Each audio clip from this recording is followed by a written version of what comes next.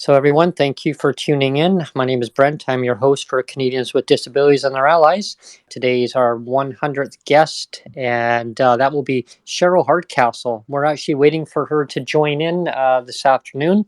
It'll be a very special occasion because, I will make that announcement once Cheryl comes on. So, today marks that very special day. And it's definitely a day to celebrate, indeed. And I just want to reach out before Cheryl comes on, and I want to thank everyone who has participated so far in the adventure of Canadians with Disabilities and their allies going forward. And it's everybody's their input on how it's made this great channel the way it is, and it's thanks to everyone and including all my guests that I've had up to so far and going forward. You guys are just amazing, and I really want to thank everyone so much for everything that you've done so far, and I'm very grateful for having some amazing co-hosts and administration people that do a lot of work behind the scenes that I can't even say it enough. From the bottom of my heart, I want to thank everyone. And I mean, this is so joyful for me to celebrate this with everyone. The adventures going forward. I mean, yeah, we've definitely had a lot of things that we've had to deal with throughout the year for sure. But being through this journey with all of you, it's brought us all together in such a great way. We're learning from each other on, regarding either if it's accessibility, it's home crisis situations, like housing crisis, you name it. I mean, basic income, Patricia. Yeah, I'm learning so much from everybody on different angles on things, and there's still so much more to learn, right? With that being said, it's so happy to have everyone here. It actually almost puts a tear in my eye because of the joyness that it brings to everybody. It's like one happy family, really. And we're at the same time we're kind of like acquaintances, but at the same time we've learned from each other, and I can call all of you my friends, really, because we've been through so much throughout this year, and there's so much negativity in the world, and this place that I've created has brought positivity. Yes, there's been some tears of joy, tears of sadness, but I don't dwell on all the negativity, because negativity, we learn from all that stuff. We learn from people's lived experience. Bringing all that together, it brings in a positive energy. So it's a celebration. Hi, everybody. Hi. Hi. Good to be here. Buongiorno. And welcome, Cheryl. I want to actually say thank you so much, Cheryl, for being the 100th guest. You've made the 100th guest mark today on Woo! Canadians with Disabilities and their Allies. Today is a day to celebrate because it's definitely a day that makes that mark. And Yeah. also, yeah, Cheryl, getting Yeah. back to why today's also so special is today basically it marks the 100th guest on here, and that's you. And actually, just so everybody knows that, Cheryl, you were actually the first guest on when I launched Canadians with Disabilities and their Allies. You were my first guest on my show, Awesome. and Awesome. yes, and so that makes it even more special. Yeah. so I It does. and that's why today is such a day to celebrate. Yeah. I feel so honored and privileged to be part of this group. I'm telling you that I know the building of sense of community for people in all kinds of citizen advocacy is important, but especially when we're talking about issues with disabilities, because so often people feel so isolated because the fight is deeply personal for a lot of reasons. And on top of that, you have these barriers to participate So to have this Twitter space, I think this is great. And it's really built up a lot of general knowledge for everyone here, and just understanding and sharing not just our views, but how we know government is supposed to work. It gives us more courage when we are advocates, doesn't it? It helps us to really be meaningful when we are engaging, because we have this broader understanding from the time that we have in this space here. So I really thank you guys for being here regularly and keeping this space so vital. I think it's been, to me, this has been one of the really good outcomes from the pandemic environment. It created other ways for people to have space and a sense of community. And like anything, when you build a sense of community, it helps you build your purpose, right? So I think this is really awesome. And I'm glad to be here for the 100th. I'm the 100th guest, and You that's are. amazing. You are, Amazing. and and having you as when you were the first guest, and Neil had published that out, and he had sent me a message about it, and I said that's right too. I said Cheryl was the first guest, so it actually works perfectly Yeah, entwined with the 100th guest. I'm thinking, wow, you made that that's mark at the great. same time. And and it's thanks for you too. I mean, for how it has grown, and it's grown since that point on. And I just want to thank you, Cheryl, so much Well, for I everything that you're appreciate doing too. that.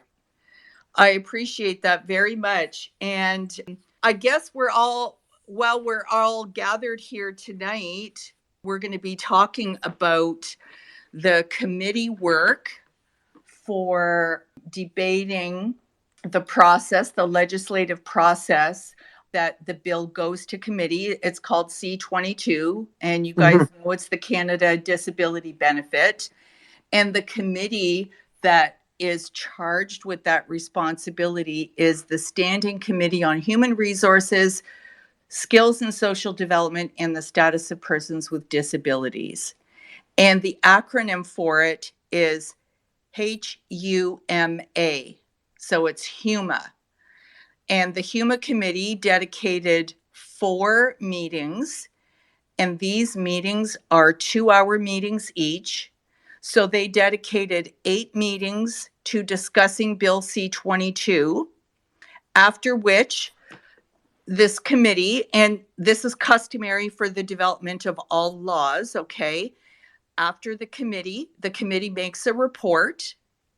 They go through what is called clause by clause of the bill, amendments that are proposed by each member of the committee, who are people who are elected to parliament, right? They're members of parliament, and they're from the governing party, the official opposition, and the other opposition. So for this committee, that would be the Liberals, the Conservatives, the Bloc Québécois, the NDP, and they have allowed one time, I think, the Green Party's Mike Morris was able to attend a meeting and allocated time for questions as well. So they go through clause by clause. You do amendments to strengthen it. Those amendments are voted on. You have, majority rules. So it's like, let's say 6 people say yes, 5 say no, then the amendment goes through. So it's up to each of those members of the committee to bring their amendments to what is called clause by clause. Now, some of you remember in this space, we've talked before about some of my legislative background. When I was the member of parliament for the riding of Windsor-Tecumseh, so that's way down here in the southernmost tip of Ontario, I was the critic for persons with disabilities for the NDP. So I sat on that committee for Bill C-81, which is the Accessible Canada Act. And I had 93 amendments to that act that didn't go through. So that gave me a little bit of enlightenment when I was watching the proceedings for the HUMA committee. They're not at clause by clause yet. They're preparing their report and going to do the clause by clause. I think it would be this this coming week. I do not see it on the schedule yet, and it may be, I'm going to pull it up on my computer while we're talking to see if something's been put up. Meetings. Yeah, so the next meeting on December 5th is about the National Housing Strategy. So on November 28th, they did do committee business. They finished those meetings on November 16th that were dealing with C22. So now they have to prepare, report, and schedule the clause by clause. And they did have committee business on November 28th. So I'm sure that was scheduled and we just do not see it on the calendar yet. So I'm hoping they're planning to do it before they take the holiday break when Parliament isn't sitting. We're at that point where it's going to be rolled through. But I did watch the committee proceedings, and in those 4 meetings, a lot of testimony was based on the genuine pleas of urgency for this Canada Disability benefit. And a lot of those witnesses that gave testimony were people with lived experiences that also worked within an organization, for instance, Multiple Sclerosis of Canada, CNIB. There were organizations like Easter Seals, but it was generally the testimony that they gave. A lot of it was due to their personal perspectives and the personal lived experience that they had. They made some general observations about the landscape, the legislated landscape right now, and how it's patchwork in every province. And they really made that plea, that argument for the need for the Canada Disability benefit. That's what most of the testimony was. 3, I counted, of the testimony that was given, 3 of those guest witnesses that provided testimony really understood the idea of legislation and had some critiquing with regards to ways to strengthen the bill itself. In the very first meeting, so that would be meeting 41, which was on October 31st, that's when Minister Qualtrough came and gave a general introduction about Bill C-22.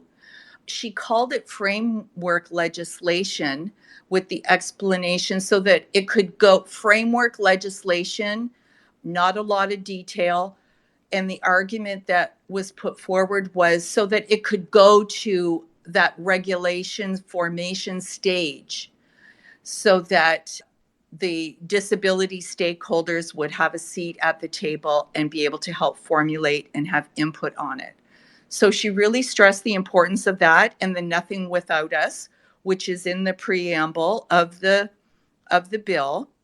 And so that was the argument put forth for why this legislation as presented doesn't have any more details or any more teeth. The minister still estimated, and she was very hesitant to do that, but there were members of the committee that asked her, give us a timeline. What do you think? What's your best guess? Because she was not able to really do that because there's so many unknowns at that regulatory process. But she did say she thought of probably about 12 months and then something coming forward in 2024. So let that sink in for a minute. And then let me just add this little nugget.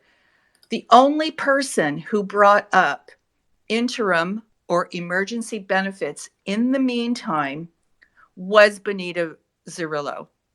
She asked that twice. Nobody else asked about that.